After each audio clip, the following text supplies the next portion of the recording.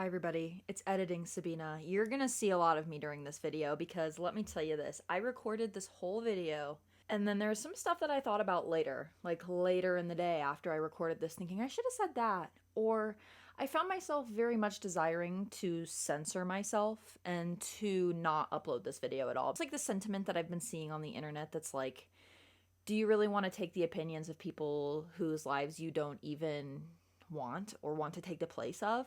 And I've been thinking about that a lot and how I have had this history with self-censoring, and there's more videos that I've deleted than I've actually uploaded, and this was almost one of them. I didn't want to do it again. I just want to stick with it and then add in little bites of nuance where I feel like it's needed, because I did this in like a very short amount of time. It took me about 30 minutes to film the first portion of this video. And, you know, as with life, nuance is like very hard to capture. And I did not really capture any moments of nuance. I came in pretty spicy. I came in kind of defensive and guarded, knowing like I might say something that's going to offend somebody. And I want to be less of a people pleaser and give less of a crap of what people think of me this year. And then I found myself like kind of recoiling from how I behaved in the first cut of this video, even though I would say objectively it's really not that big of a deal. It's probably actually fine. I'm just gonna like pop in every now and then to like clarify a few things when I feel like more information is needed and a little bit more nuance to the conversation is needed. So I'll be back. Hi everybody, what's up? My name's Sabina. I am the Left-Handed Alchemist, and welcome to my channel. Today we are doing the ins and outs of 2025. Let me tell you guys, I already recorded this video once. I sat down in my studio that is currently butt cold and I yapped for 2 hours about my review of 2024 and my goals for 2025. And then my phone died before I could finish it. And then upon further reflection, I realized I talked about nothing for 2 hours. So I made some changes, course corrected a little bit, wrote a plan. I dedicated a whole notebook for YouTube and planning my ideas, because while I love to channel and just yap into the camera, and I will be doing that still, having a little bit of direction makes it so that when I get to that 2-hour mark, I am not left with a pile of duty caca that I can do nothing with. It's okay to fuck around. I'm gonna say this. I love fuck around time. What I don't love is thinking that I'm doing something productive when in reality I am doing nothing at all, and then I have to redo that thing after I've sat down with my thoughts and put a little order into things, and then I still yap and I have a good time. Still fuck around a little bit, but I don't completely waste 2 hours of my life and sit in a freezing cold room for nothing. So let's get into it. Just made a brief list based off of my reviews, what I would like to leave in 2024 and what I would like to call in for 2025. So we'll toggle back and forth between our ins and our outs. Here's on my list. Everybody celebrate. Let me tell you guys, I'm discovering the magic of the Traveler's Notebook, this tiny little lightweight notebook. I found 16 individual notebooks on Amazon for less than $20. This is a moleskin one that I just had, but I have one for knitting now. I have one for crocheting, and I have one for YouTube, and I'm sure I will make like more notebooks for more specific things in this year, organizing our thoughts, writing down notes for patterns in one place, writing down notes for videos and ideas that I have in one place, and having it be where I can go to reference those ideas. They're no longer floating around in random notebooks that I can't keep up with. They're no longer floating around in my little noodle noggin. No. This is how I'm going to birth a lot of creative ideas this year. Traveler notebooks. So that's my first in for 2025. I'm just going to make a comment on this real quick. I feel really silly for wearing my headphones, but I have to admit, speaking into my new microphone and being able to hear my voice and know, like, am I yelling? Am I talking too loud? I'm falling in love with the sound of my own voice. And maybe that's narcissistic to say, but to me, it feels like coming out of my cage and I'm doing just fine.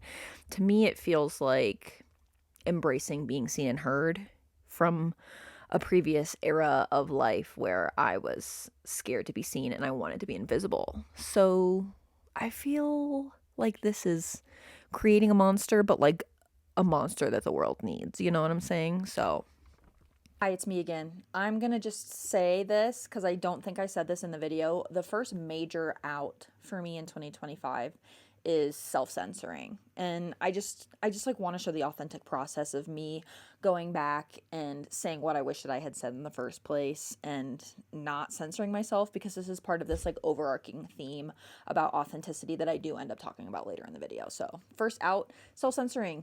Who cares if you make people mad? Okay? You can't please everybody.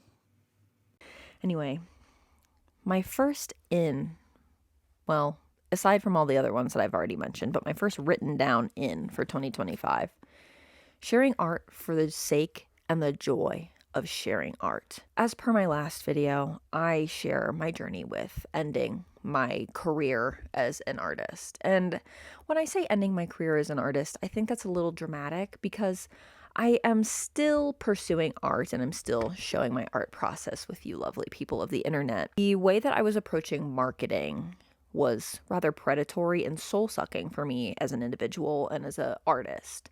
I lost the line between brand and artist and human had been blurred and stomped on, and there was no boundary. I'm establishing those boundaries in 2025.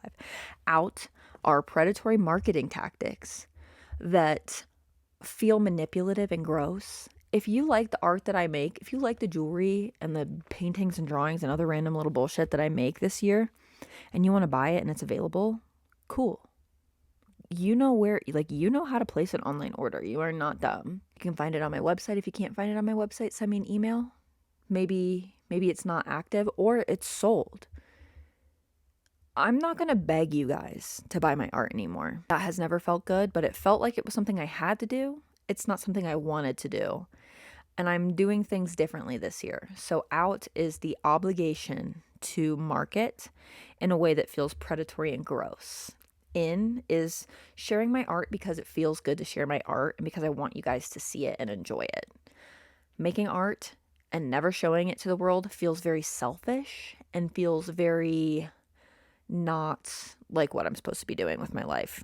So I am going to be navigating how to share my art when it feels good and not because it feels like I have to. Not because it feels like I have to post on Instagram every day. Forget about it, you know? Okay. Another in for 2025, dragons. I have no further notes, just dragons. I think about them, I dream about them. I am attracted to them. There's something about the dragon archetype that really calls to me. In my reflection of how many books I consumed last year, a bunch of them involve dragons. And a lot of the mythology that I feel attracted to around dragons. And I want to explore that more in 2025.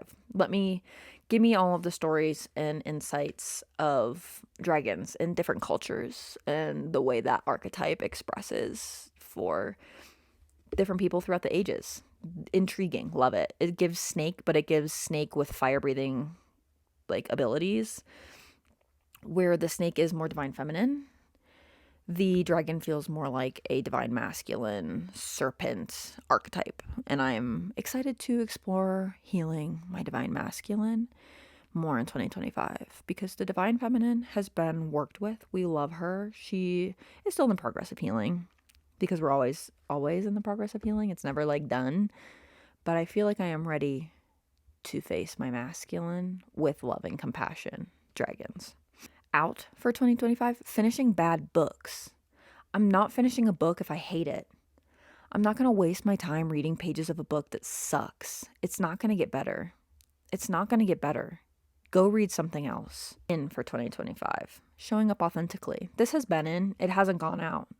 But every year it seems like it develops more and more and it becomes richer and it becomes more full and it becomes something that I can embody more and more. And I don't want to let it go by the wayside.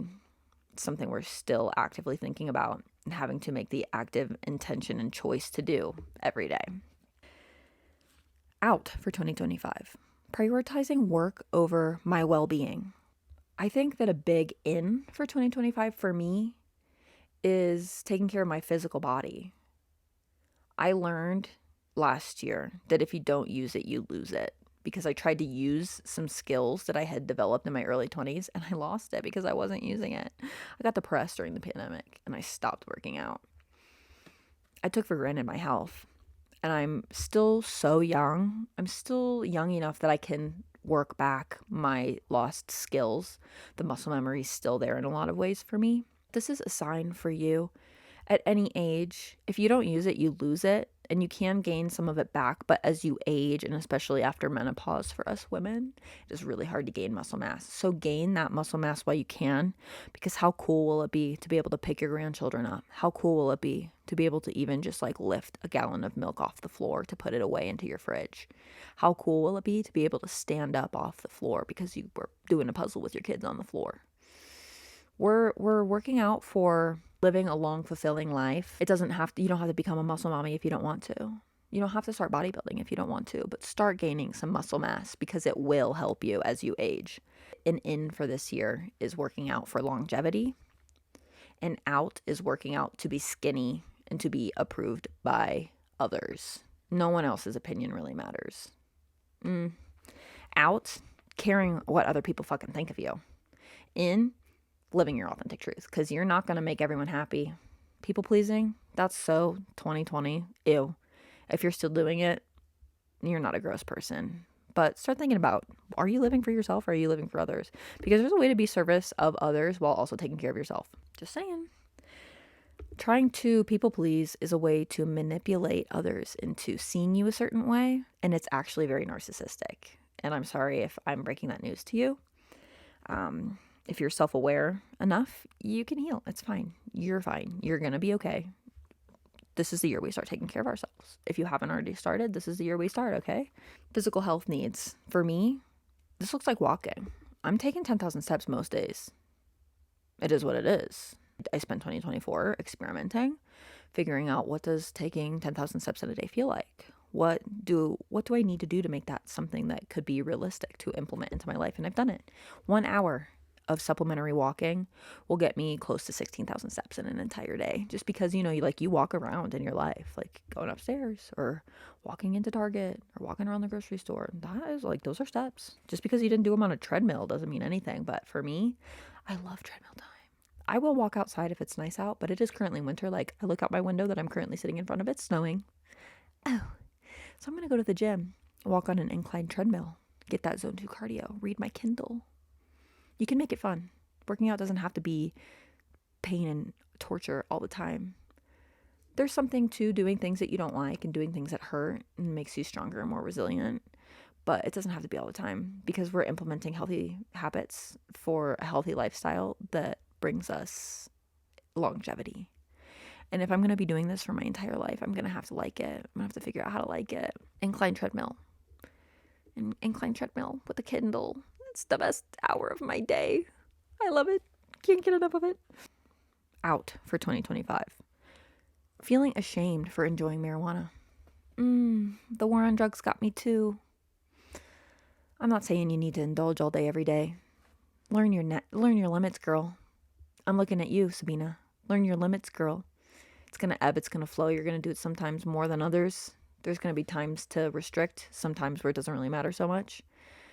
But I am tired of feeling like a big fat loser if I smoke a bowl when I'm done working and just hanging out for the afternoon, evening. It's no different than cracking a Coors Light after a hard day's work, It's just, I don't like alcohol. I don't like it, but I do enjoy a toke every now and then, a couple times a week. Ooh, brings me joy. I'm no longer feeling ashamed for that. Underconsumption. And I say this as someone who is a major stuff haver. I love things. I love the tangibility of life. I love high quality products.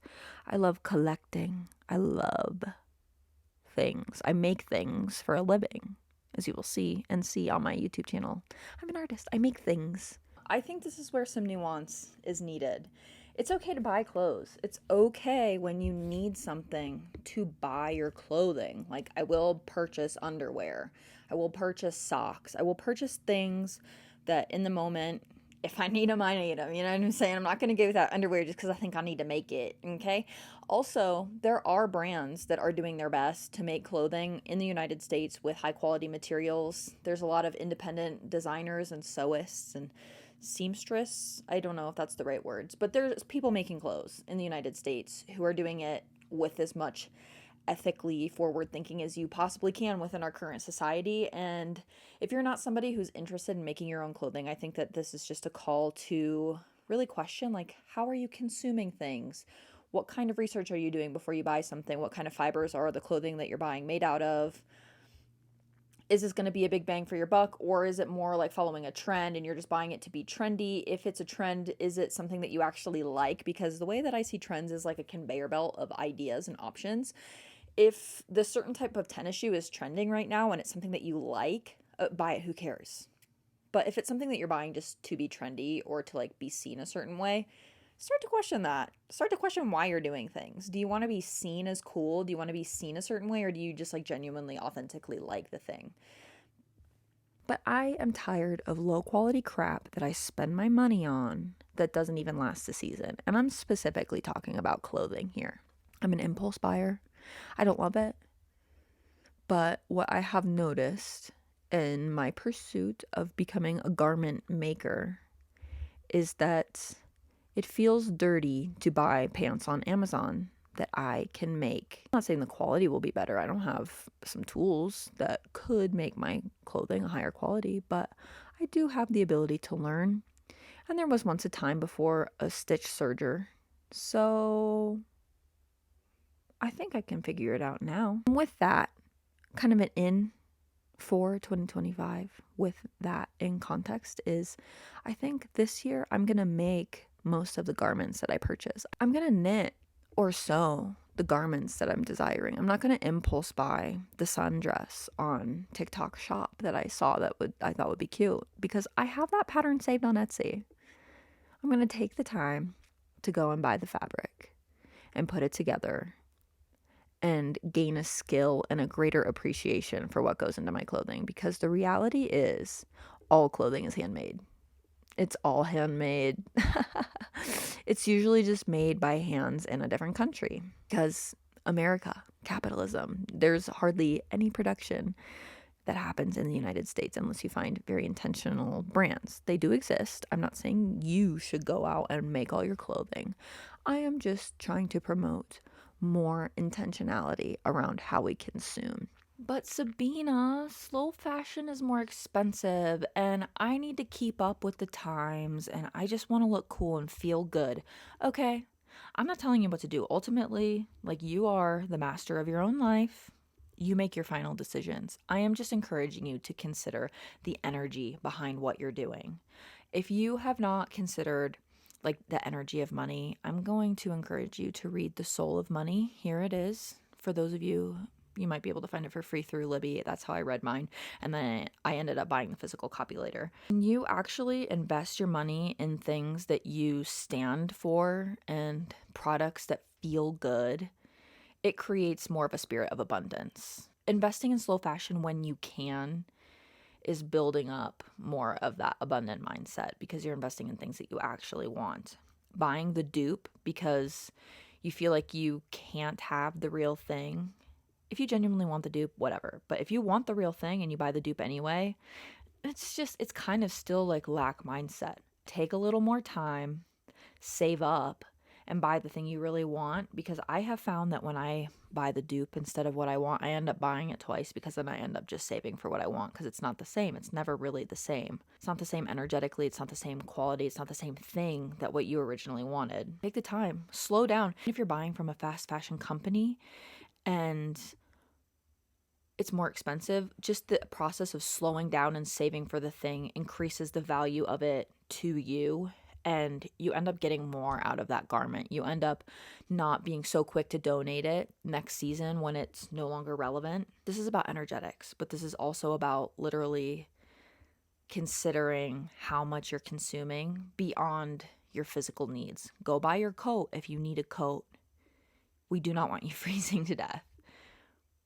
But if you already have a coat and you want another coat, ask yourself why, and then consider buying from brands that are aligned with your beliefs.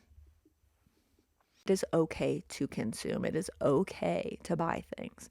But I think that our intention that goes into it needs to be looked at.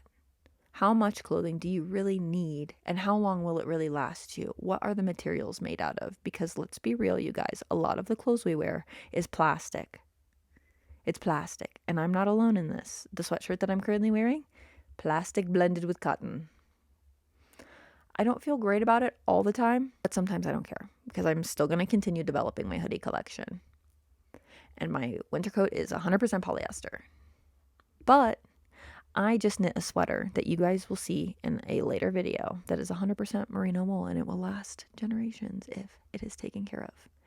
And I'm obsessed with it, and I'm learning how to love wool and the way that it is so lovely to wear, especially in cold environments. This is my first winter in a really long time, and the way that wool socks have changed my life. Are you kidding me? I can tell the difference. I wear wool socks every day, and when I run out of wool socks and I have to wear my synthetic socks, my feet are cold, perpetually cold, always cold, unless I'm wearing wool socks. And I just am finding the magic of the natural fiber. And in for 2025, natural fibers.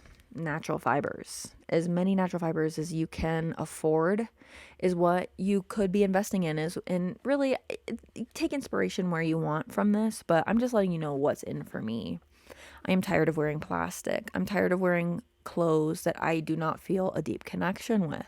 I have to ask myself, when I go through my wardrobe, would my future self wear this? And I've been purging my closet with that in mind. My future self is very intentional about the fibers that she wears. When I go thrifting, I am buying 100% natural fibers as often as I can. When I go to the store, I am buying 100% natural fibers as often as I can. And you know what? It's really hard to find. And so as a result, I am feeling the desire to make my own clothes. I was feeling that desire before I had this like aha moment about natural fibers and how amazing they are. But a challenge that I'm doing this year is if I want to buy something and I haven't researched the brand to figure out if it's something that like is worth me investing my money into, I'm going to make it. I'm going to knit more garments this year out of natural fibers, and I'm going to sew a few articles of clothing out of natural fibers, and I'm going to have a skill that I've developed because of it, and I will be able to clothe my family if the apocalypse ever hits and we can't buy clothes from China anymore. So, out buying low quality clothing. That goes in with this. Like, that was all just like a long-winded way to say in making my own clothes, out buying low quality clothing, in natural fibers, out synthetics. If you like, when I'm like, this is like the bean soup situation, you know, I want to be like, if you don't like natural fibers, you don't have to do this. Duh. If you don't have the media literacy to know that this is not me telling you what to do, look up media literacy. In being a bitch. This is a part of the video where I cringe the hardest at myself, and I am desiring to self-censor the hardest because the idea of being a bitch and being somebody who's like prickly and abrasive and not intentionally nice to everybody is scary because it really butts up against some good girl conditioning that I have that I do end up talking about later in this clip. Really, I don't want to just be nice for the sake of being nice to placate others' feelings. If you're looking a fool and looking a mess and you're looking for a compliment, I'm not going to give you a compliment. I can, like, you know what I'm saying? Like, you know when you can like feel that someone's just like fishing for a compliment? I can help encourage you to feel better about yourself. I'm not here to be mean and to cut people down and to make myself feel better by being mean. It's like a compassion-based bitchiness where if you're looking to me for nice feelings, if it's not authentically there, it's not going to happen. If you can't handle that, we're not going to be friends, and I'm okay enough with being in my own energy and being by myself that I don't need your friendship if you can't handle that. You know what I'm saying? I do want to be a better friend this year, which I do end up talking about later in the video, but being a better friend doesn't mean to me being nice in a way that's not authentic, because that's people pleasing. And I already talked about that. We're not doing that this year. We're not just like being nice to placate people's feelings. If you're insecure, deal with that yourself. You know what I'm saying? You know what I'm saying? Like me telling you, you look like hot shit when I don't genuinely feel that way isn't authentic to me. And that's an insecurity that like you have to deal with. If you can't feel like hot shit in your own self and carry your own confidence in a way, and you're looking to me for your personal validation, it's not happening. It's simply not happening. In the same way that I am not going to be searching for validation from you guys and from the outside world, you should not be expecting to find validation from me. That's, you know, it's like two sides of that same coin. And as we heal people pleasing and step into our authenticity more, I can hype you up when it's genuine and when I feel like it is something that is like genuinely going to lift the mood and the spirit. But if it is like a situation where I can tell it's like a little bit energy vampiring you know what I'm saying? Colin Robinson ew, get the fuck out. I'm not gonna do it. I can smell it from a mile away when you're being an energy vampire. And I'm not placating it. No. So that's what I mean, like being a bitch, in that I'm not just going to be nice for the sake of being nice. I will be nice when it is authentic to do so. And I'm also not going to be mean for the sake of being mean. But if you piss me off, you're gonna hear about it. You know what I'm saying? It's like that kind of thing. I think about the people that I look up to the most and the kind of personalities that they have, and they are not nice for no reason. I don't want to be liked by everybody. I want the people who I love and who respect me to respect me because I'm being my most authentic self. And when I am my most authentic self, I am not a nice, cushiony, soft person for your pleasure. Someone who's going to tell you the way I see it. And I'm not going to let narcissistic bullshit slide in my life. If you're somebody who can't think outside of the bubble of your own self, you're not going to have access to me. And I will be a bitch to you. And I will enjoy every minute of it. And the more I embody this, the more I feel scared, because there's a little bit of me who's been conditioned with the whole good girl consciousness and the good girl mindset. I gotta be a good girl. Be a good girl so that you don't get in trouble. I want to get in trouble. If you're on some fuck shit, you're gonna hear about it, okay? I don't want you to feel safe around me if you're fucking around, okay? Be scared. Tremble before me. I will deal with my conditioning, and then I will be scary and unstoppable. Out. Existing solely to be accepted by others. This goes into like some rants I've already had for this video. I'm not here for your viewing pleasure. I'm not here to be soft and palatable for people who don't get it. I'm not here to be nice just to be nice. I don't say nice things just to make you feel good. If I say something nice, it's because I mean it. In leaving the house. I'm a homebody.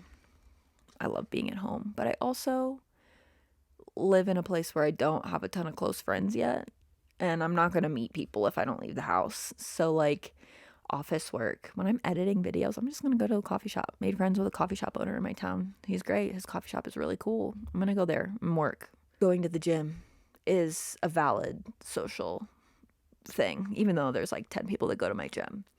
If I'm seeing other people and they're not within the confines of my home, it counts as leaving the house.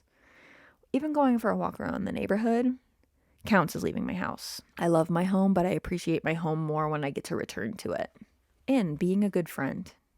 I think historically I have not always been a good friend because I had some narcissistic conditioning, and I don't really feel ashamed about it anymore. But I'm recognizing now that I have the tools and the skill set to be a good friend, and I'd like to practice doing that more and not canceling on people and not ghosting people. I've been a ghoster in the past, and I still sometimes am ashamed of that. There's a couple friends that I don't keep in contact with anymore because I ghosted them, and no one deserves that. That sucks. That was so terrible of me. I don't love that. I don't love that I did that. So I'm going to try and be a better friend. Out. Blindly trusting experts over my own body. Okay, this is also another area where I really want to self-censor because I feel like if I say the wrong thing, I'm going to get canceled. But like, what does it really even mean to be canceled? And who cares? When I'm talking about experts in this context, I'm not talking about the people who have dedicated their life towards researching and developing a deep well of knowledge and educating themselves on something and sharing that education. I am talking about the people who are armchair experts who have a Instagram page with a large following, so they are given some kind of expert credential, or they've written a book or two, but their information is like heavily biased and heavily just kind of sus. You know what I'm saying? There is a time and a place to trust an expert who has dedicated their time to knowing a lot about a subject. I am very, very, very pro education. I'm pro reading. I'm pro getting a lot of different resources and sources of information and coming up with your own conclusion about things. I'm going to talk about science and science as a religion later in this video. I'm very anti that, and you will see why. What I can respect is education and knowing a lot about a subject and desiring to share that. I want to encourage people to trust their intuition and trust their bodies when making decisions for how to move about their lives, and not just trusting people who are on, let's say, syndicated news channels who are like, I'm an expert in this, trust me, bro. You know, these experts who know nothing, who are trying to convince you of a certain thing and a certain way of life, who don't know anything. There is also something to be said about the institutional education system and how it is very much a bubble that exists for a very certain group of people, and it very much exists within classist societies. How do I say this? I'm very pro education. I'm very pro learning about things, but when it comes to institutionalized education, we need to be more discerning about why we value certain institutions more than others. Let's get back to the expert thing. Like, you guys, there's a lot of people around here claiming to be experts, and I would say that 95% of them, this is an arbitrary statistic, by the way, are armchair experts. Watch the TikTok about it, and then are telling you how to live your life. Anecdotal experience in. I'm loving this movement of people conducting scientific experiments on themselves, because, like, the only one you're going to harm is yourself. And there is something to that feels liberating. I'm not anti-science, but I am anti-science as a religion, which is what we are seeing the rise of. I am anti-scientific materialism. It's not cool. It's really not cool. You can't believe in science.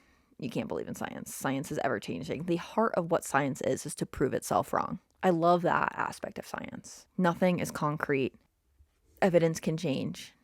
Things have to improve upon themselves. You know what I'm saying? The example that I think of frequently is, if science didn't evolve, we would still be bloodletting. Guys, come on. You cannot believe in science. It is a tool to use to help make decisions. I think that it's very valid in lots of ways, and it can be helpful in lots of ways. Like, it's great, you know. I'm not anti-science. When given new evidence, you must understand that that's part of science. Blindly believing an expert just because they say they're an expert, out. That is out. In trusting your body and trusting your intuition. Science and intuition can go hand in hand. You know what I'm saying? You know what I'm saying? Because everybody has different chemical compositions in their bodies. Someone doing one kind of diet might not work for you because you have a different body than they do. And so if it doesn't resonate to you to do that diet, okay, don't do it.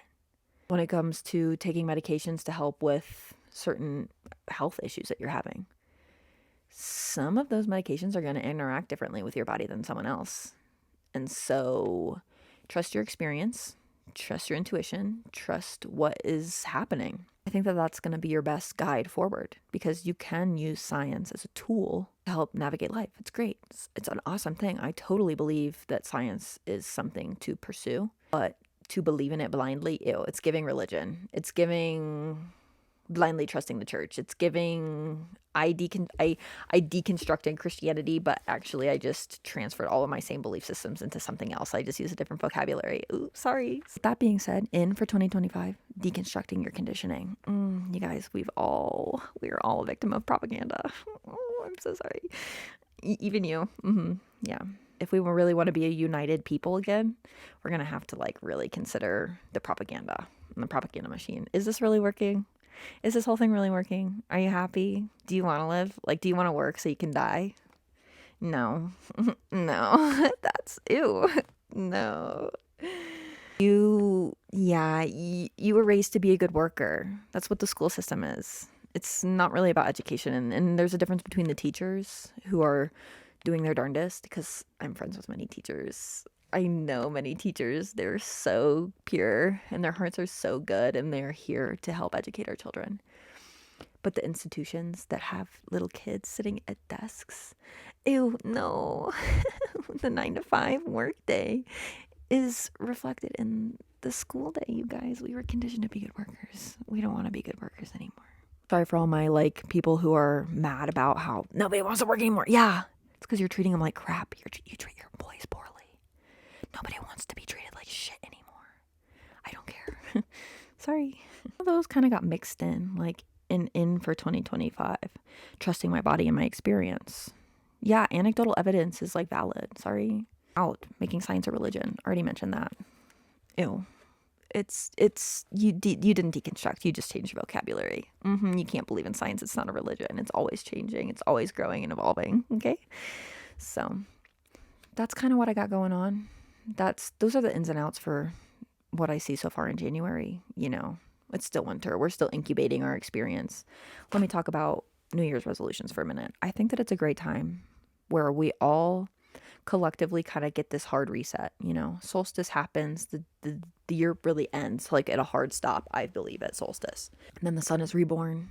The days are getting longer, but you know, it's still winter. It's still like hibernation season. It's a perfect time for reinforcing habits that you've already been establishing. Reassess your life, reflect and review on your life, cut out what's not working.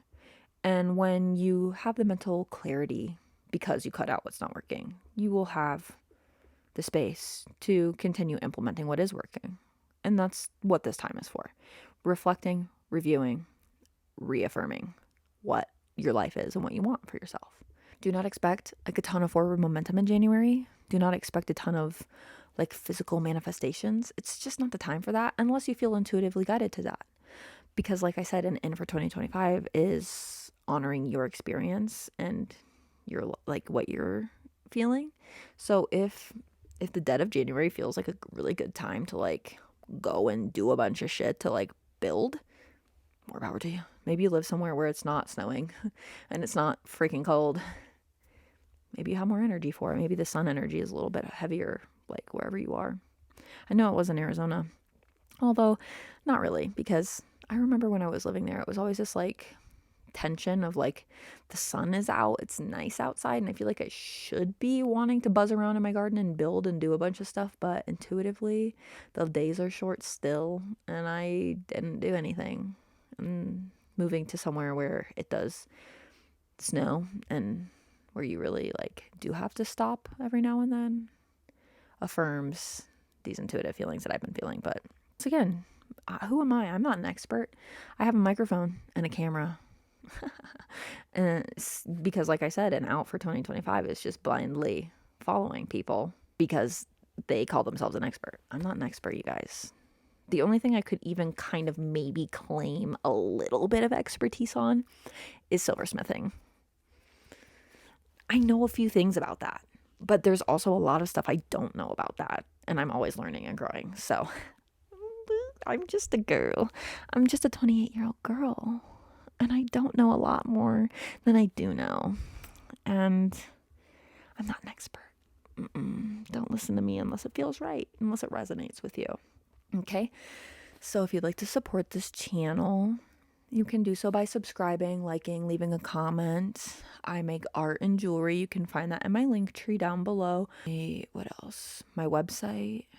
It'll take you to my Amazon wish list if you're feeling generous, but no pressure. I'm trying to post more regularly here on YouTube.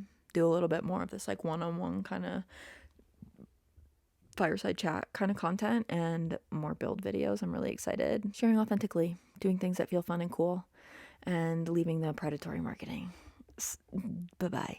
Yeah, no, we're not doing that anymore. So with that being said, have a lovely rest of your day. Spend time doing something that feels good and fuels your soul. I have one last in to share with you guys for this year. First of all, we need to address the idea that it is okay to do ins and outs as many times as you need. If you need to cut something out in the middle of this year, you have the opportunity to change your life at any point throughout this year. If you don't feel like you want to do anything right now, that's fine. If you want to like address your goals in March, do that. Do what feels right to you. Like I've mentioned a million times in this video, trusting yourself, trusting your intuition, doing what feels right for you. It's going to be the best tool that you can develop for yourself moving forward into this like weird AI armchair expert, bloody fucking da society that we're kind of shifting into for a minute. Who knows how long that's going to last? Who knows how things are going to change? Everything has changed so fast in the last 5 years. Like, can you guys even believe that the pandemic started 5 years ago? That's crazy to me. Crazy, absolutely insane. And as we can see, things change very fast. Now, the final in out that I have for this year that I didn't mention, that I just, since filming the original portion of this video, I've been thinking about a lot, is how if you're watching this, chances are you're an artist of some kind. You might be some kind of creative person. And we're watching like the fall of TikTok happen. Maybe I'm recording this before January 19th. So who really knows what's going to happen with that? I'm posting this after January 19th. So you guys will know, but current Sabina has no clue. I've been considering my relationship with the app and how it has kind of fueled part of my dissonance with my business, and how I was following trends, and how artists are the ones who drive the culture. We are the ones who really decide what's cool, because we have this innate ability to work with unseen forces, to pull ideas from this very non-physical, I would give it even like a spiritual space, into the physical reality, and we get to make things from that. We have the ability to turn ideas into tangible things that people get to consume, and therefore we drive the culture. We don't have to participate in trends just because everyone else is doing it, you know? With the whole stepping into authenticity and being your most authentic self, if you have ideas to make art that's weird and different and not cool or something you haven't seen before, that is a sign that it is more important than ever to make that art, to release that art, because we are the ones who drive the culture. We are the ones who help the collective conscious create reality. Because we have the skill to pull ideas into the physical world, that is not something that everybody has the ability to do. As somebody who's highly creative, who has been highly creative for a very long time, recognizing that not everybody has this skill kind of blew my mind. When I learned about aphantasia, which is the inability to see things within your mind's eye, it made me realize that what I have the ability to do is unique to me and people like me. Not everybody has the ability to see pictures in their heads the way you do. And it is our responsibility to use our gifts, to use our skills to help create the world that we want to see. Your silly doodle of a cute little thing might lift someone's spirit just enough for them to imagine a better world. And as maybe some of you know, your imagination quite literally creates your reality. What you can see, you can achieve, you know? Our mindsets create the worlds around us. And not everybody's going to experience the same reality. Not everybody's going to experience the same thoughts and ideas, and that's okay. We don't want a homogenized society. That's boring and something that is not going to benefit us. Not everybody is supposed to see the world the same way. If we are trying to create a world with more peace and love and compassion, make art about it. Make your art about it. Share it with the world. The weirder it is, the more important it is. The more obscure that it is, the more important it is, because these ideas that come from obscurity have to be born somewhere so that they can become mainstream.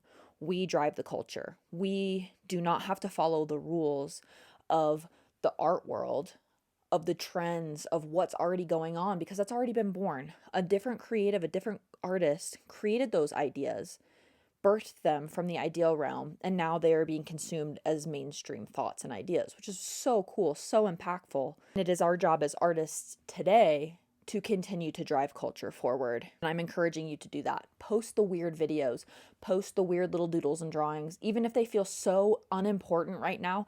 You do not know the impact on a grander scale that these things are going to have. You don't know who you're going to inspire to do or say the things that will change someone's whole life. And it's so important to share your thoughts and to share your voice. And that's all I have for you. So I already told you where you can find me. Make art, and make art loud and open and proud. I really, really am intuiting an artistic renaissance that is on the rise. And the only way for that to happen is for you to show up authentically and to make the art that's weird and scary. If it scares the shit out of you, do it. It's like, do it scared. Do it scared. Because the world needs your art, the world needs your voice, the world needs your authenticity, because it gives it gives others the permission to show up authentically. And that is so desperately what we need. We need to break out of homogeny. We need to break out of the idea that we should all be the same and think and feel the same things. It's just not how we're going to move forward. Love people despite their differences. Make the art anyway. Do it scared. I love you. I believe in you. And until next time, my friends.